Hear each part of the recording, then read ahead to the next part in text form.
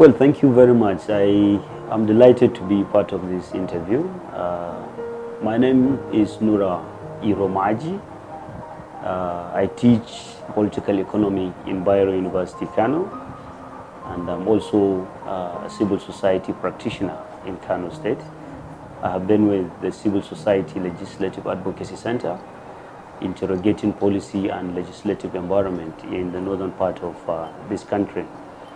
And I've also been involved in consultancies that are geared towards enhancing quality assurance and assurance in the educational sector, and quite with some other engagements as well. Yeah.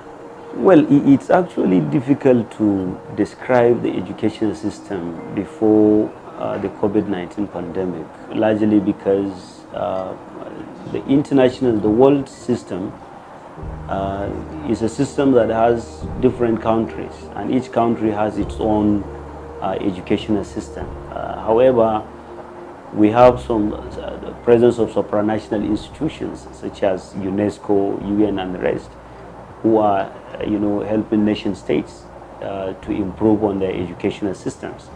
So I can say really that to the developed world of America and Western Europe, the educational system is really highly advanced, and in fact is technologically driven.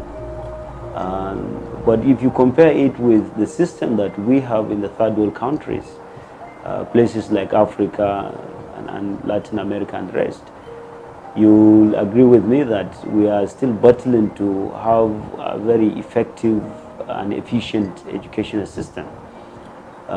Largely because of myriads of problems and challenges, ranging from inadequate budgetary allocations, and so many other challenges. But before the pandemic, things are really going the way they were, without any disruption.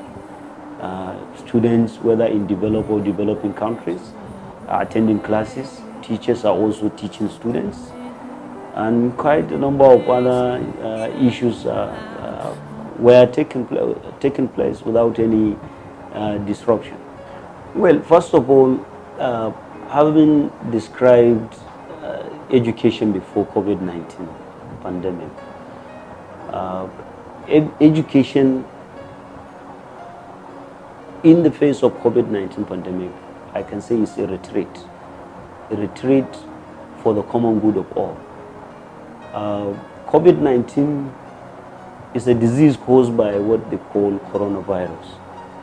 And the biggest way, the easiest way for it to continue to multiply itself, to infect people, is actually through human contact.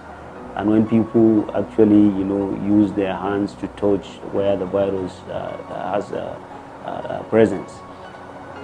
I will say to you that the measures taken really by nation states across the world are measures that were meant to protect people, and the measures that were still taken, including school shutdown, were measures that came out of as a child of necessity.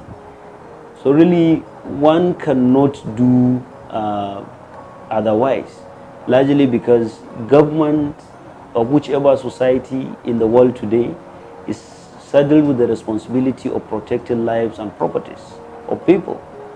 However, if government decide, despite the pandemic, decide to say that you should go and continue your normal life, then definitely the rate of infection and the rate of people dying of COVID-19 could have skyrocketed to the number that may appear to us unimaginable.